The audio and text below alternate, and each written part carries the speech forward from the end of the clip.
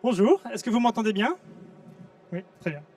Beaucoup d'organisations pensent avoir une sécurité OT en place, mais lorsque ils ont des firewalls, une segmentation, une supervision du réseau, mais lorsque l'auditeur ou la hiérarchie demande est-ce que votre réseau est bien sécurisé, est-ce que vous pouvez me le montrer, là, ça commence à devenir épineux.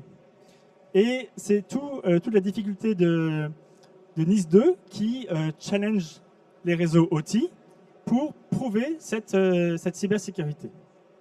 Je m'appelle Laurent Liu, je suis Product Marketing Manager chez Moxa et je vais avoir le plaisir de vous présenter 3 points. Premièrement, l'impact de NIS 2 sur la cybersécurité OT. Vous présenter un programme de l'IEC 62443, comment faire un programme de sécurité, et enfin, comment opérationnaliser dans l'OT cette sécurité.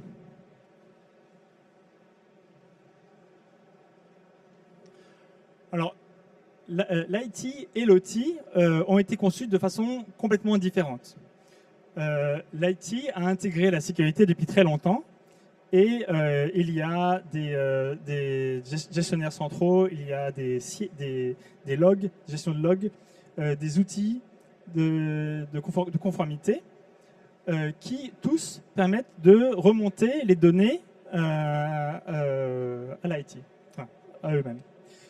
Alors qu'en OT, tout a été conçu pour la disponibilité du réseau, la sûreté des gens, la sûreté de l'environnement, mais pas pour la cybersécurité qui a été rajoutée après coup.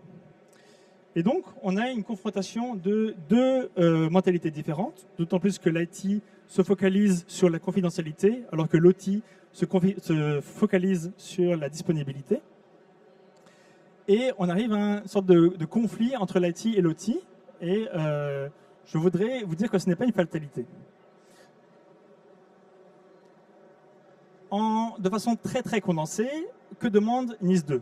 NIS 2 exige qu'on identifie les risques et qu'on s'y prépare et qu'on y réponde. Qu'on détecte les incidents et qu'on fasse du reporting sur le réseau pour qu'on montre qu'on sait ce qui se passe. Et pour y répondre, l'IT et l'OT sont obligés de collaborer, de se coordonner.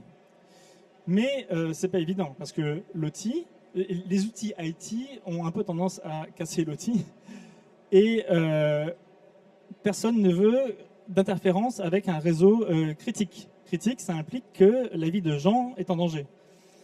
Donc, on ne peut pas se permettre de perdre le contrôle de l'OT. Mais finalement, que demande l'IT ? L'IT demande des preuves opérationnelles et demande un reporting centralisé. Est-ce que c'est si incompatible que ça ? Et je vais vous montrer que non, on peut trouver un terrain d'entente. Alors pour avoir des données à remonter à l'IT, il faut d'abord avoir un programme de sécurité. Qu'est-ce qu'on sécurise et comment ? Alors, l'IEC 62443 est un standard qui a été conçu spécifiquement pour l'OT. Et c'est un standard qui contient 8 sous-chapitres qui vous tiennent par la main, qui vous disent voici ce que vous devez prendre en considération. Vous devez gérer vos configurations, c'est-à-dire avoir une baseline, une référence pour comparer si vous avez une dérive de configuration, faire des backup and restore, savoir qui a changé quoi à quel moment. Vous devez surveiller votre réseau, avoir des alertes, un dashboard en place, gérer l'intégrité et la disponibilité. Je ne vais pas vous faire l'offense de vous expliquer ce que c'est si vous êtes dans l'outil. Architecture réseau, il s'agit surtout de segmenter votre réseau, de le durcir, d'avoir une sécurité au niveau système. Sécurité des données en transit ou en repos. Sécurité des composants, parce que chaque équipement contribue à la sécurité du réseau selon leur capacité. Gestion des accès utilisateurs. Et pour lier le tout, une gouvernance, c'est-à-dire avoir des process en place, définir les rôles, qui fait quoi, avoir un chemin d'escalation, etc. Donc ce chapitre du standard n'est pas très cher, il est dans les 400 €. Finalement, c'est juste un plein d'essence. Mais voilà, donc vous pouvez structurer votre programme de sécurité selon ces 8 chapitres. Et il vous faut collecter des données. Donc, qu'est-ce que vous avez comme... Pardon, qu'est-ce que vous avez comme... Oula.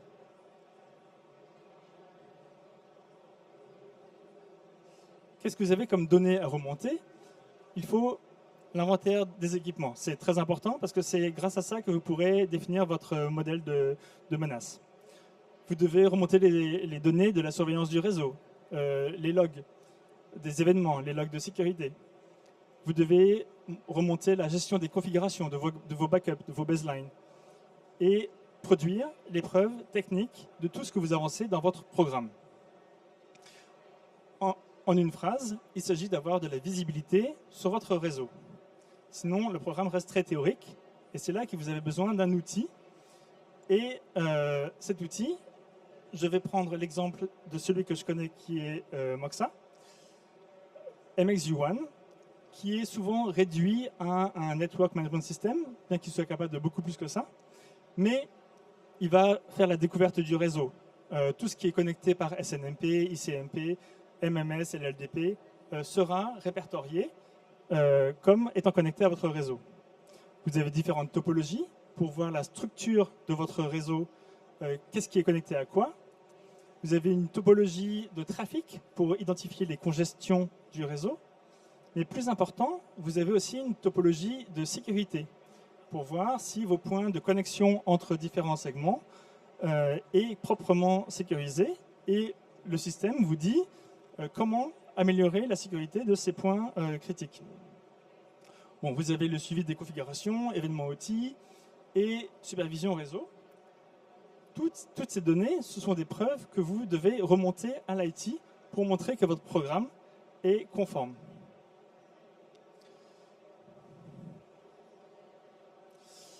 Alors c'est bien beau de dire remonter à l'IT, mais comment on fait? Il y a très peu de systèmes OT qui sont capables de se connecter à l'IT. Ah.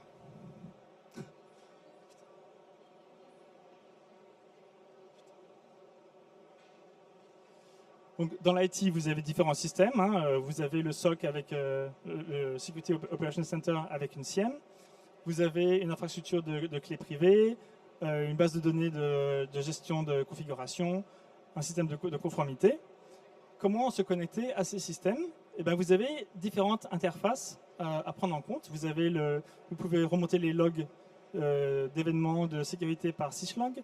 Vous pouvez intégrer le software dans les flux de l'IT grâce à la REST API.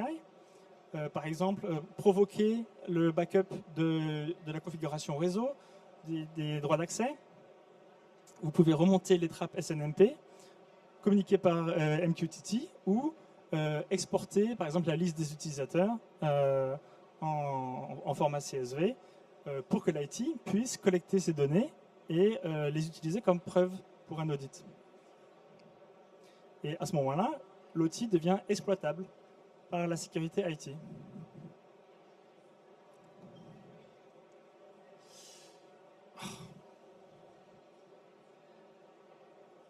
Bon.